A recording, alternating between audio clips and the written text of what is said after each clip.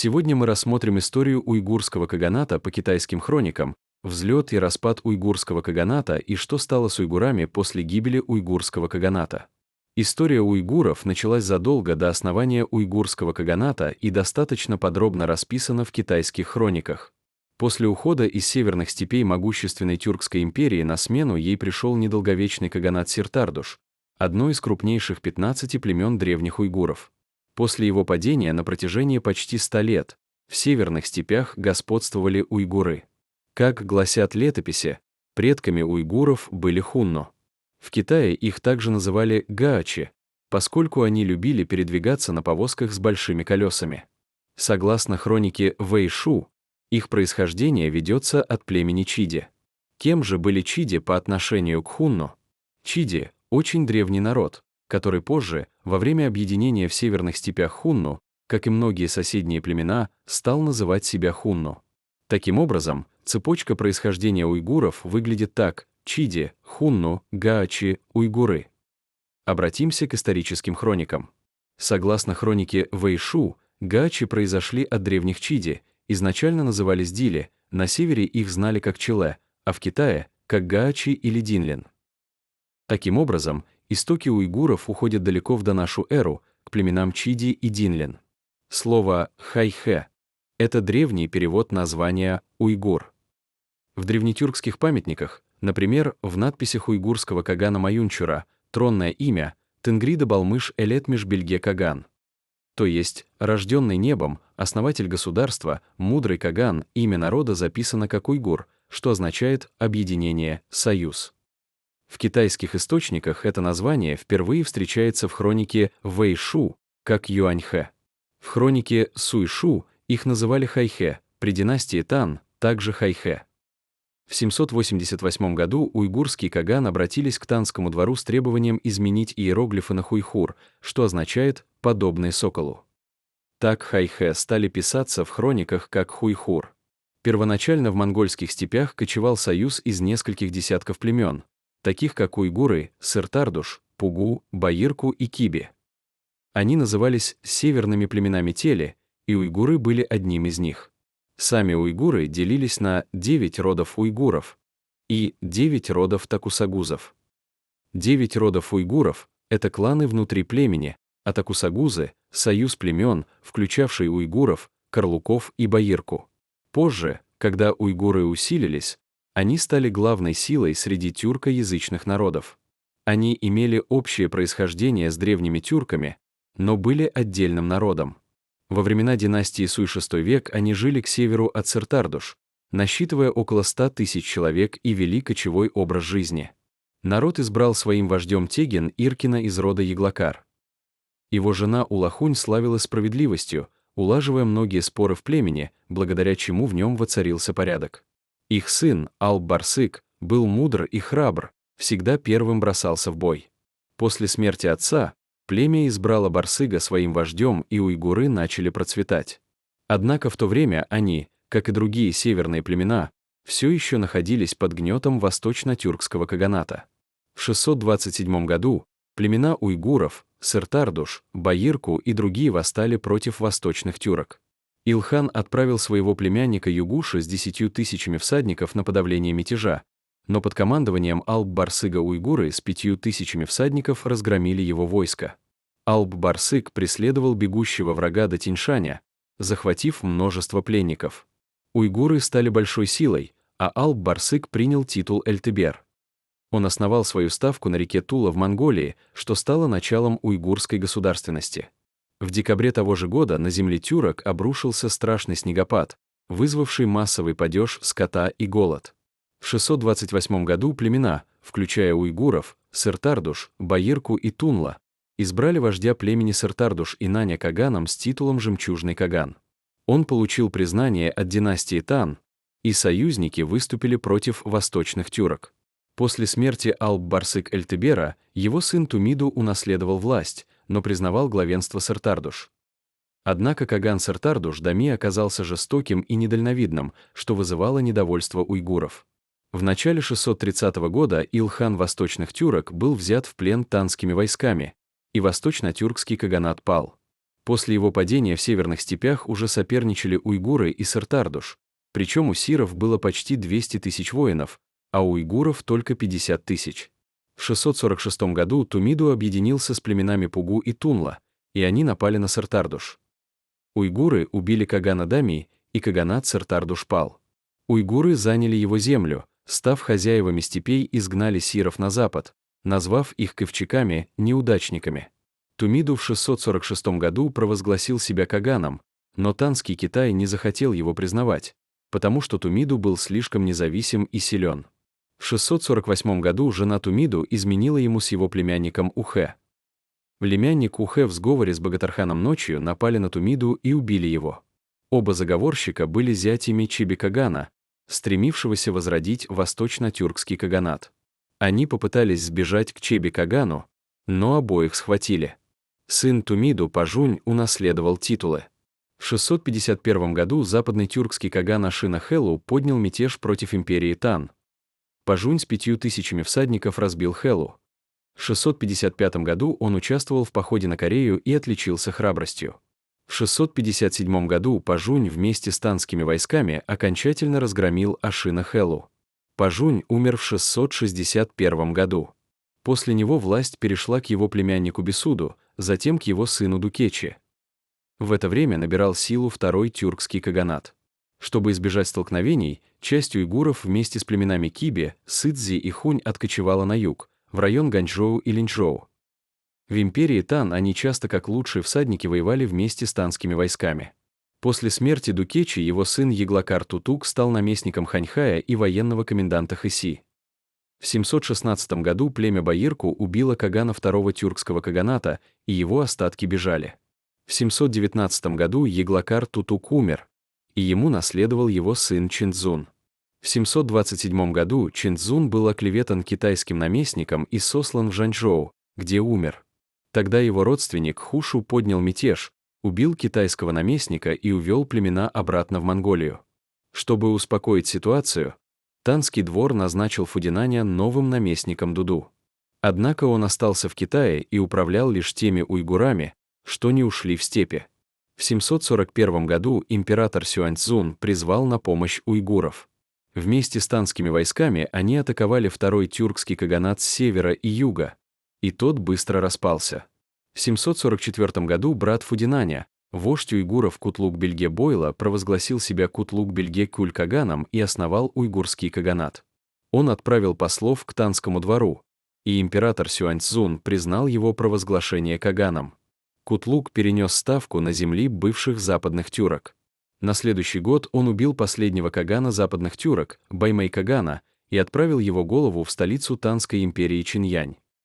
А уйгурский каганат окончательно пришел на смену второму тюркскому каганату. Уйгуры изначально вели кочевой образ жизни и не занимались активной торговлей, но с созданием каганата в регион пришли сагдийские купцы, что дало толчок развитию уйгурской торговли на шелковом пути. В 747 году Кутлук-Каган умер, и ему наследовал его сын Мэйнчур, тронное имя — Тенгрида Балмыш Эль-Этмиш-Бельге Каган. Мэйнчур был храбрым воином. В 756 году он основал новую постоянную столицу, город Ардубалык в долине Архона. В 758 году уйгуры продвинулись на север, контролируя район Байкала, и построили крепость Фугуй, богатой, на реке Селенга, покорив северные племена. Наступил 755 год, поворотный момент как для империи Тан, так и для уйгурского каганата. Для династии Тан это было начало упадка после эпохи процветания, ознаменованное мятежом Ань-Лушаня. Для уйгурского каганата это было время расцвета.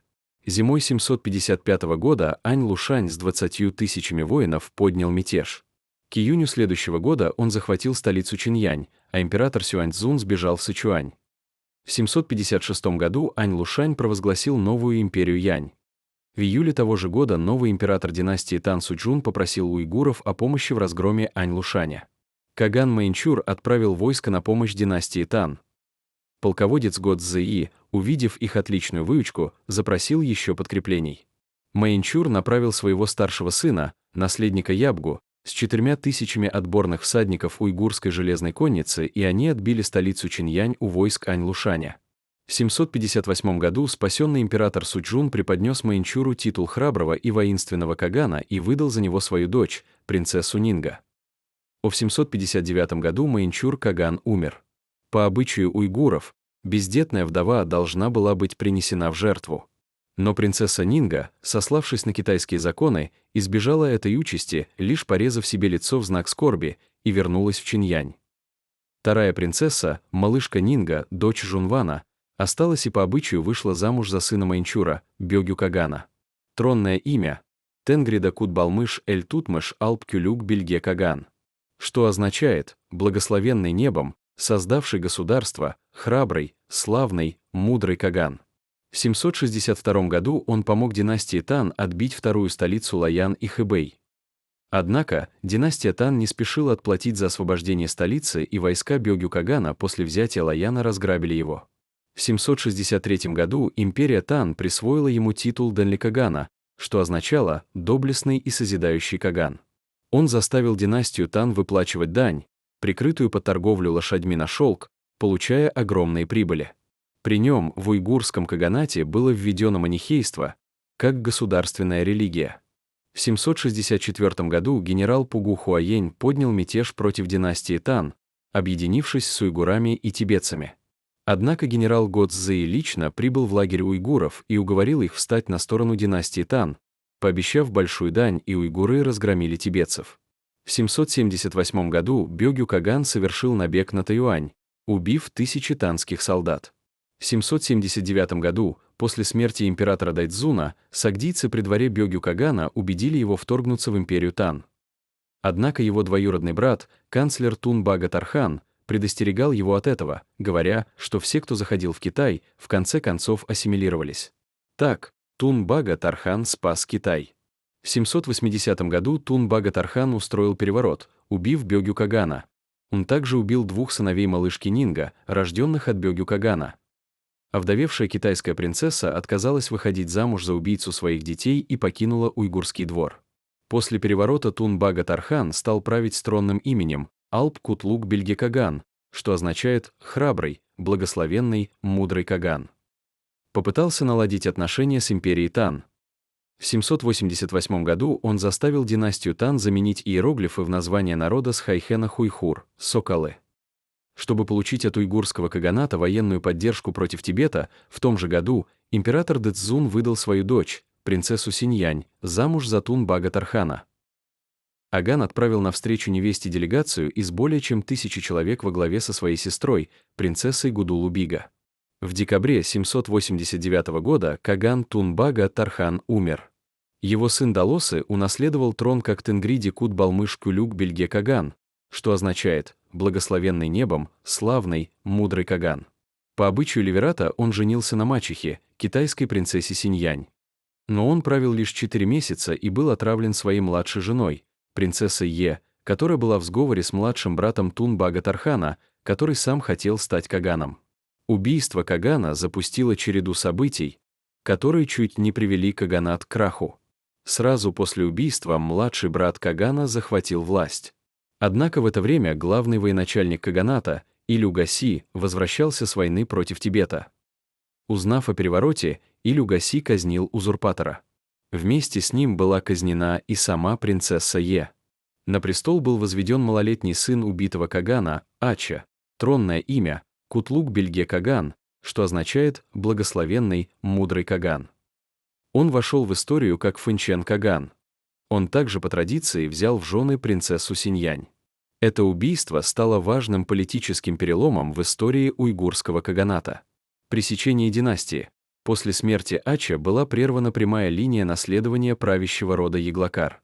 Ослабление каганата. Внутренний кризис пришелся на момент острого противостояния с Тибетом. Конец Золотого века. С этого момента началась полоса дворцовых переворотов, которая в итоге привела к гибели уйгурского каганата в 840 году. При слабом Фэнчэн Кагане реальная власть оказалась в руках у Илю Геси. Он начал служить еще при Тун Бага Тархане, затем при Тенгриди Кутбалмыш Кюлюк Бельге Кагане, а затем при Кутлук Бельге Кагане. Пока он воевал с Тибетом, в столице убили Кагана. Вернувшись, он сосредоточил в своих руках всю власть, оставив малолетнему Кагану лишь номинальный статус. Его правление омрачилось тяжелыми поражениями от Тибетской империи. В 790 году он потерял стратегически важный Бишбалык, а через год потерпел сокрушительное поражение, потеряв большую часть армии. После поражения он убил танского генерала Ян Сигу, возложив на него вину. Внутренние конфликты и военные неудачи привели к ослаблению каганата и его дальнейшему упадку. Война с Тибетом истощила каганат, а высокие налоги вызвали мятежи племен, которые объединились с тибетцами против уйгуров. В 795 году Каган Фэнчен умер без наследников. Уйгурская знать избрала каганом вождя из влиятельного рода Эдис, Кутлук Билги Кагана. Это означало конец правления рода Яглакар. Новый Каган, также женившийся на принцессе Синьянь, нанес ряд поражений Тибету и частично восстановил могущество уйгурского каганата. В 805 году он умер, и ему наследовал его сын Айтенгрида Кутбалмыш Кюлюк Билги Каган. И он тоже взял в жены принцессу Синьянь. Таков закон Ливерата: если умер один каган, его жен берет новый каган. Китайская принцесса Синьянь провела в уйгурском каганате 20 лет, сменив 5 каганов, больше, чем любая другая китайская принцесса. Она умерла уже как уйгурка, так и не захотела возвращаться в китайскую столицу Чиньянь. Они с Тенгри Каганом умерли в 1 год. После смерти Тенгри Кагана его брат, Айтенгрида Улуг Балмыш Алб Билги Каган, стал последним сильным правителем уйгурского каганата. В 812 году он лично возглавил поход, разгромив союз тибетцев, карлуков и кыргызов в битве при Бишбалыке. Он захватил Семиречье, Джунгарию и долину реки Чу и взял под контроль Великий Шелковый путь. Он продолжил требовать дань у империи Тан под видом обмена лошадей на шелк. В 821 году он посватал китайскую принцессу Юньянь, но умер до свадьбы, и принцесса не поехала. После него правил его брат, Кюнтенгрида Улуг Балмыш Кюлюк Билги Каган. Он взял в жены принцессу Тайхэ в 822 году. Однако уйгурский каганат уже клонился к упадку. В 824 году Кючлюк Бельге Каган, Кюнтенгриди Улуг Балмыш Кючлюк Бельге Каган умер, и его брат Касар Каган Айтенгриди Кут Балмыш Алб Бельге Каган унаследовал трон и принцессу Танхэ. 8 лет его правления были очень слабыми, и в 832 году его племянник Телей вместе с министрами его убили. Трон перешел к племяннику, который принял имя Алб Кюлюк Бельге Каган и звание Айтенгриди Кутбалмыш Алб Кюлюк Бельге Каган. Он также взял в жены принцессу Тайхэ. Он правил 7 лет, борьба за власть и кризис в правящей верхушке разрастался. В 839 году в степи разразилась засуха, и кризис власти в уйгурском каганате вошел в острейшую форму. Канцлер Ань Юнь и Тархан Цзигэ организовали заговор, но были раскрыты. Другой канцлер Кюлюкбек, опасаясь казни, подкупил вождя тюркского племени Шато 300 лошадей и вместе с тюрками Шато напал на каганат. Алб Кюлюк Бельге Каган потерпел поражение и покончил с собой. Хроники Тан Шу пишут: в 839 году министр Кюлюкбек восстал против Кагана Ху из рода Эдизов и напал на него с войсками тюрков Шато. Каган сам себя предал смерти. Принцесса Тайхэ была взята в плен. Кюлюкбек посадил на трон малолетнего Кайситегина. В том году в степи разразилась эпидемия и выпал большой снег, вызвавший массовый падеж скота, что подорвало и без того ослабевшую экономику каганата. В 840 году уйгурский полководец Гуйлу Махэ, мстя за своего кагана, объединился с кыргызами и атаковал Кюлюкбега. Эйситегин и Кюлюкбек были убиты, а уйгурская столица сожжена. Уйгурский каганат пал. Китайские хроники пишут: уйгурский старейшина Гуйлу Махэ, соединившись с хагасами, со 100 тысяч конницы напал на хайхузский город, убил кагана, казнил Гуйлофу, Кюлюкбега и сожег его стойбище. Хайху поколения рассеялись.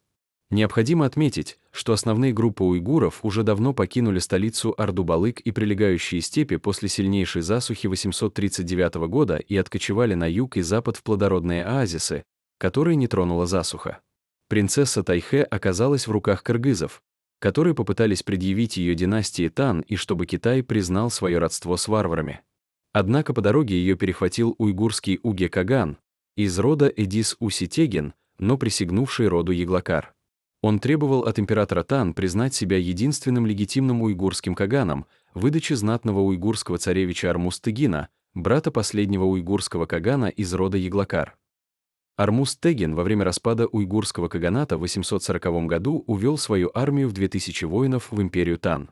За это Китай его щедро наградил, дав титул князя Хуайхуаван, обширной земли и людей. Уге-Каган считал его предателем и требовал выдачи. Принцесса Танхэ отправила соответствующий ультиматум от его имени. В нем Уге-Кагана требовал территориальные уступки. Это было ключевое требование — предоставить города Тиньдэцюнь и Чжэнью. Требовал продовольствия, зерна и скота, лошадей, коров, овец. И выдачу предателей, в частности Армуз-Тегина и его сторонников, которые сдались империи Тан, а также потребовал вернуть его подданных, которые были угнаны. Тан наотрез отказались отдавать город и выдавать перебежчиков, согласившись лишь на ограниченную продовольственную помощь. Получив отказ, Уге-Каган начал грабить приграничные земли Тан, что в итоге привело к масштабной войне в 842-43 годах. В 843 году армия империи Тан напала на спящий лагерь Уге-Кагана, перебила всю охрану, убила Уге-Кагана и захватила принцессу Тайхэ. Так, в феврале 843 года, спустя 22 года жизни в уйгурском каганате, принцесса Тайхэ вернулась в Чиньянь. Император Удзун устроил своей сестре торжественную встречу, и она стала национальной героиней. Принцесса Танхэ подробно описала ситуацию в уйгурском каганате, подробности внутриэлитной борьбы уйгурских кланов, кто сохранил власть и кто является ее потомками. Вскоре, пережив все тяготы, принцесса Тайхэ умерла в тоске. Так, после 100 лет гегемонии в Центральной Азии уйгурский каганат распался, степь опустела после засухи, малолетний каган убит, а уйгуры мигрировали в плодородные оазисы. Уйгурский каганат был пятым степным государством, объединившим степь после Хунну, Синьби, Жужжаний и тюрков. В отличие от 4 предыдущих степных империй, отношения уйгурского каганата с китайскими династиями были очень мирными. Они поднялись в эпоху династий Суй и Тан, а в поздний период вместе с тибетцами разделили западный уйгурский край на 3 части. Особенно близкие отношения уйгурского каганата были с династией Тан. Именно благодаря помощи уйгурского каганата в подавлении мятежа Аньлушаня династия сохранила свою власть, а уйгурский каганат стал абсолютным гегемоном, которому империя Тан выплачивала дань. Отношения между уйгурским каганатом и империей Тан были настолько близкими, что уйгурские каганы были единственными, с кем династия Тан чаще всего заключала брачные союзы, отдавая в жены своих принцесс и прося руки уйгурских принцесс. После мятежа Аньлушаня империя Тан уже не могла управлять западным краем, поэтому Тибет воспользовался случаем и захватил коридор Хэси. В такой ситуации уйгуры неоднократно посылали войска для защиты западного края от Тибета и в конце концов установили там свой контроль. Это покорение сыграло важную роль для уйгуров, когда они были вынуждены покинуть безжизненную степь и откочевать в цветущие оазисы Турфана и Кашгара. Уйгурский каганат распался, каган был убит, некогда могущественная степная империя рухнула. Однако падение столицы и гибель кагана не означали исчезновение уйгурского народа.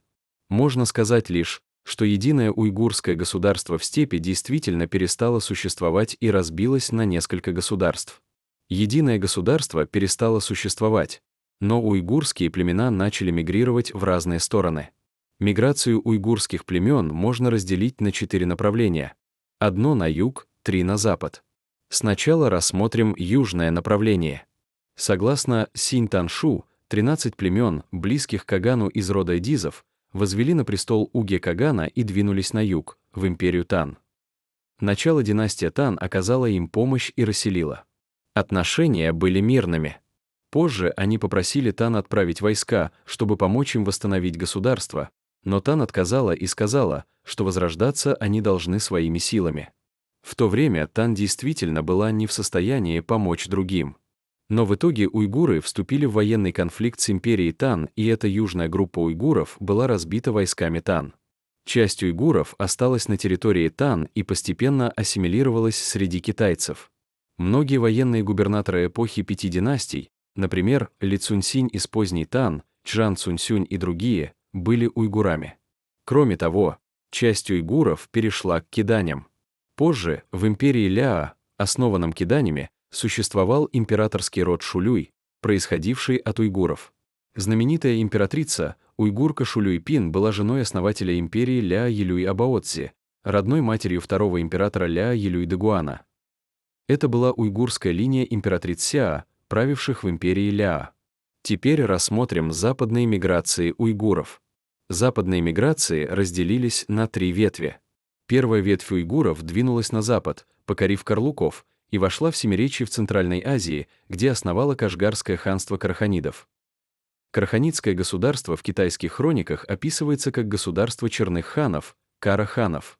Их каганы называли себя Таугач-хан, где Таугач означало Китай, а звание — владыка Востока и Китая. Государство называлось Кашгарское ханство. Позже, после завоевания Хотана, в китайских хрониках государство уже называлось Хотанское ханство.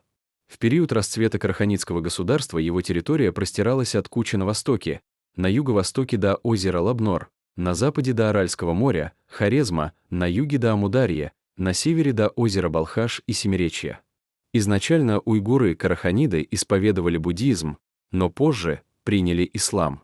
В 999 году караханиды вместе с газневидским государством в Персии с двух сторон разделили саманидское государство. В 1006 году караханиды двинулись на восток и подчинили буддийское государство Хотан, основанное другой группой уйгуров. Таким образом, в западном крае начался переход от буддизма к исламу. После этого караханиды продолжили продвижение на восток и вступили в войну с турфанским уйгурским идикутством, основанным другой ветвью западных уйгуров. В итоге караханидское государство стало крупной уйгурской державой на западе уйгурского края. Теперь рассмотрим вторую ветвь уйгуров, которая двинулась на запад, в направлении Куча и вошла в Турфанскую впадину, где основала Гаочанское уйгурское царство. Гаочанское царство также называют Западно-Уйгурским царством или Турфанский идикут. В отличие от Караханидского ханства, перешедшего к исламу, Турфанский идикут сохранил веру предков и стало центром средневекового буддизма. Оно существовало дольше всех тюркских империй. Турфанские уйгуры оставили после себя множество блестящих памятников культуры и создали утонченную, высокообразованную цивилизацию. Наконец, рассмотрим третью ветвь уйгуров, которые откочевали в район коридора Хэси. Они создали уйгурский каганат в Ганчжоу. Их каганы происходили из потомков правящего рода Яглакар и китайских принцесс династии Тан. Поэтому императоры китайских государств признавали в них императорскую линию и называли их племянниками. Уйгурский каганат Ганчжоу в X веке стал настолько силен в коридоре Хэси, что даже китайское население Дуньхуана официально обращалось с просьбами к уйгурскому кагану Ганчжоу, а не к китайскому императору. В 1041 году караханидское государство разделилось на две части: западное караханидское ханство со столицей в Узгенде, потом в Самарканде, и восточное караханидское ханство со столицей в Баласагуне, потом в Кашгаре. Сельджукская империя в Средней Азии провозгласила себя владыкой Востока и Запада и сделала западное караханидское ханство своим вассалом. В 1125 году империя Ля с уйгурским родом императриц Сяа была побеждена чжурчжэнями, и император Кидани Елюй Даша двинулся на запад, предварительно договорившись с уйгурским турфанским эдикутом. После того, как Елюй Даша в 1125 году основал империю Западная Ляа, турфанское уйгурское эдикутство стало вассалом Ляа. При поддержке турфанского эдикута Елюй Даша в 1133 году захватил Восточное Караханидское ханство. В 1141 году Елюй Даша разгромил Сельджукскую империю, и Караханидское ханство стало вассалом Западного Ляа. Западная Ляа стала гегемоном в Центральной Азии. После Сельджукской империи в Центральной Азии поднялся Хорезм, который боролся с Западным Ляа за господство. В конце концов, Караханидское ханство было окончательно уничтожено Хорезмом. В это время тангуты на северо-западе Китая создали империю Сися, и уйгурский каганат Ганчжоу вошел в состав империи Западная Ся. Уйгуры в империи Сися стали монополистами торговли на шелковой пути и учителями и духовными наставниками тангутов в буддизме. С наступлением XIII века стала подниматься новая сила из монгольских степей под предводительством Чингисхана. Идикут Турфана Барчук убил киданьского наместника, разбил главных врагов монголов, меркитов, и присоединился к Чингисхану. Это произошло в 1211 году. В том году турфанский идикут Барчук Артеген был признан пятым сыном. Монголы приняли уйгурское письмо, а уйгурские грамотеи стали обучать монголов уйгурской письменности. Чингисхан очень высоко ценил его и поставил возле своих сыновей Джучи, Чигатая, Угдэя и Талуя. Арчук-Артегин отличался в боях, и турфанское уйгурское дикутство стало называться пятым улусом Монгольской империи. В итоге, та часть уйгуров, которая ушла в империю Тан, в конце концов ассимилировались и растворились в Китае. А группа уйгуров, которая основала в коридоре Хэси ганчжоуский каганат, в итоге сформировала современных югуров или желтых уйгуров в Китае. Две ветви уйгуров, которые откочевали на запад, краханитские уйгуры и гаочанские уйгуры, впоследствии слились в Чагатайском улусе и в итоге сформировали современных уйгуров. На этом документальный рассказ на базе китайских хроник о происхождении и развитии уйгуров, их древней государственности и цивилизации, взлета и распада уйгурского каганата, а также о миграциях уйгуров и триумфальном возвращении на историческую сцену, завершен.